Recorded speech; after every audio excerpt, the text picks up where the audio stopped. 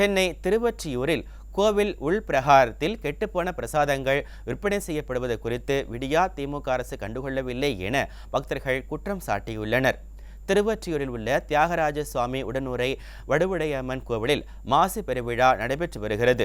இங்கு கோவில் உள்பிரகாரத்தில் உள்ள கடைகளில் வெளியிலிருந்து உணவுகளை தயார் செய்து வந்து பிரசாதங்களாக விற்பனை செய்யப்படுகிறது. இந்த நிலையில் அவ்வாறு விற்பனை செய்யப்பட்ட புளியோதரை சாதத்தில் துர்நாற்றம் வீசியதாக கூறப்படுகிறது. இதனால் ஒவ்வாமையால் புளியோதரை சாதத்தை பக்தர்கள் கீழே தூக்கி எறிந்துவிட்டு சென்றனர்.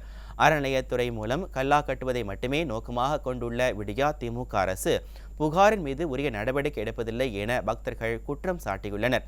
பழனி கோவிலை தொடர்ந்து திருவொற்றியூரிலும் கெட்டுப்போன பிரசாதம் விற்கப்பட்ட சம்பவம் அறநிலையத்துறையின் செயல்பாட்டை கேள்விக்குறியாக்கியுள்ளது.